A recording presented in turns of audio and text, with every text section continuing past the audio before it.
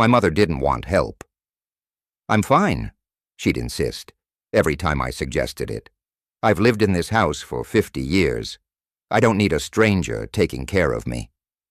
But at 84, fine meant leaving the stove on, forgetting medications, falling in the bathroom at 2 in the morning, and not calling anyone because she didn't want to bother us. After the third fall, my sister Karen and I sat her down. "Mom, you can stay in the house, but you need someone here, just during the day, someone to help with meals and medications, to make sure you're safe." She finally agreed, reluctantly. The agency sent us 3 candidates. We chose Patricia. She was 56, warm smile, 20 years of experience, references that called her a godsend and part of the family. When we met her, Mom actually liked her. That was rare. "She seems nice," Mom admitted after Patricia left. "Not bossy like the others." Patricia started the following Monday. 8-hour shifts, 5 days a week. She'd prepare meals, manage medications, help with bathing and dressing, light housekeeping.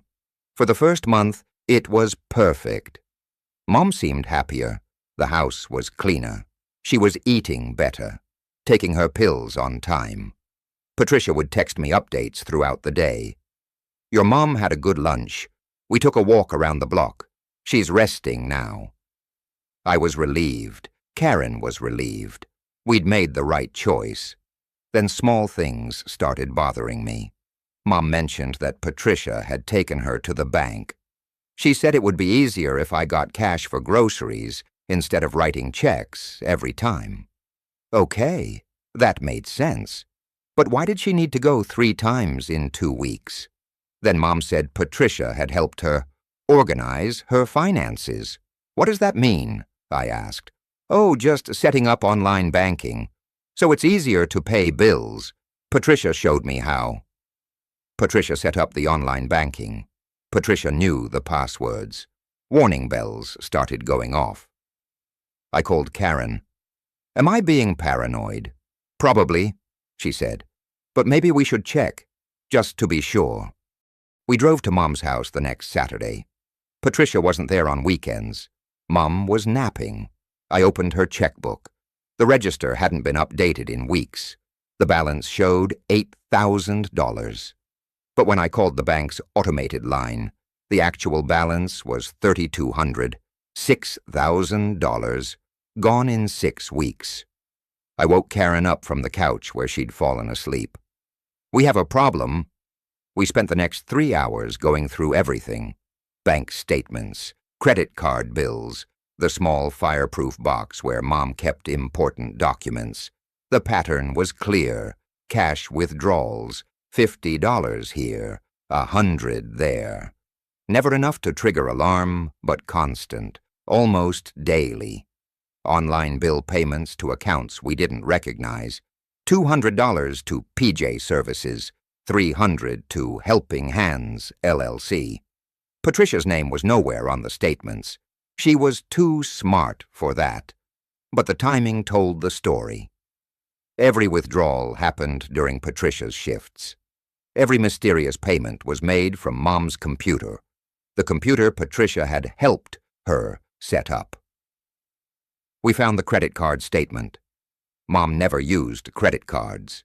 But there it was, $1,500 in charges over the past month. Amazon, Target, gas stations across town. I went to Mom's purse. Her wallet was there. Her credit card was not. "Mom," I said gently, waking her up. "Where's your Visa card?" She looked confused. "In my wallet. It's not there." "Oh, maybe Patricia has it. For groceries." "Does Patricia use your credit card for groceries?" "Sometimes. She said it's easier than carrying cash." Karen and I exchanged looks. We didn't confront Patricia immediately. We needed proof. Monday morning, I called the agency. "I need to speak to your supervisor about Patricia Chen." The woman on the phone went quiet. "May I ask what this is about?" "I think she's stealing from my mother." I'm going to transfer you to our director." The director listened to everything. When I finished, he said, "You're the second family to call about Patricia this month." My stomach dropped. "What?" "The other family didn't want to press charges. They just wanted her gone. We terminated her immediately. But if you're seeing the same pattern—" "Why didn't you warn us?" "We couldn't. No charges were filed. No proof. Just suspicions. We couldn't legally tell you about allegations from another client." "But you sent her to my mother anyway." He didn't have a good answer for that. We went to the police that afternoon. The detective assigned to the case was a woman named Linda Torres. She specialized in elder abuse. "How much are we talking?" she asked. "At least 6,000. Probably more. We're still finding things. And she has access to your mother's accounts. Full access, online banking, credit cards, checkbook, everything." Detective Torres nodded. "This is textbook. Caregivers gain trust, isolate the victim, then slowly drain assets, small amounts at first, then bigger. By the time families notice, tens of thousands are gone. Can you arrest her? I need to build the case first. Don't confront Patricia yet. Let her keep going. I want to catch her in the act." It was the hardest week of my life. Watching Patricia come to the house every day, smiling, asking how Mom was feeling, all while knowing what she was doing. Detective Torres had the bank flag Mom's account. Any withdrawal over $50 would trigger a notification. On Thursday, the notification came. Patricia had withdrawn $300 at 2:47 p.m. The detective was waiting when Patricia left Mom's house that evening. "Ms. Chen, I'm Detective Torres. I need to ask you some questions about your employment with Mrs. Harrison."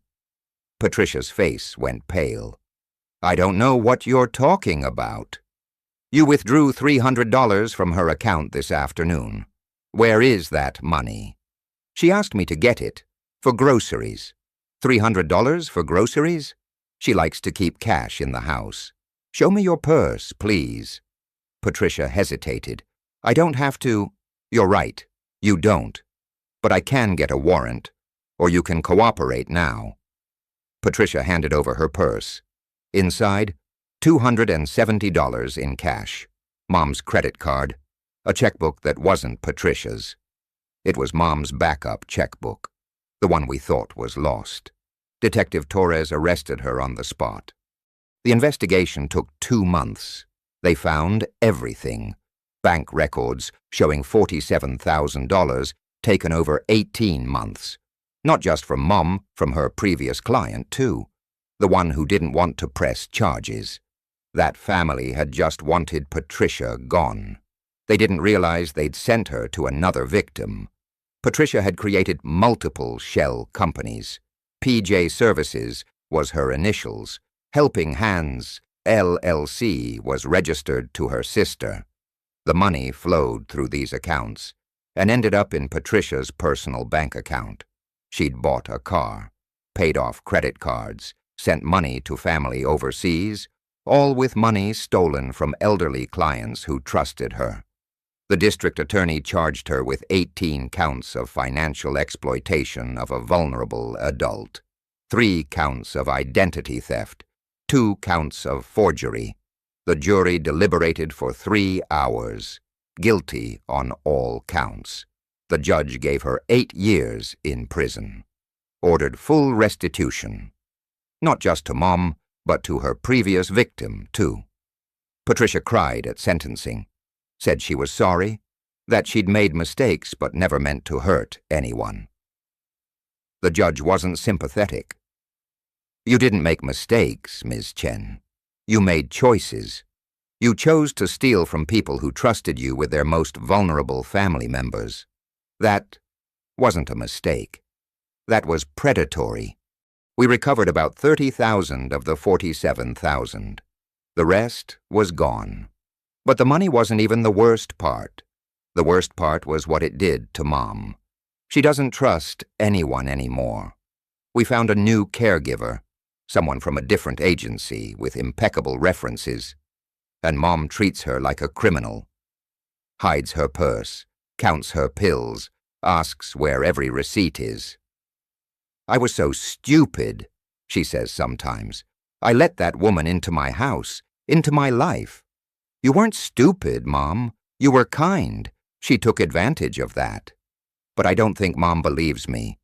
Patricia will be eligible for parole in 5 years. She can never work in health care or elder care again. My mother is 90 now. She still lives in her house. She still needs help. But she'll never trust a caregiver the way she trusted Patricia. And that's the real theft. Not the $47,000, but the piece of my mother that believed people were fundamentally good. Patricia didn't just steal money. She stole my mother's ability to accept help without fear. And there's no restitution payment that can fix that.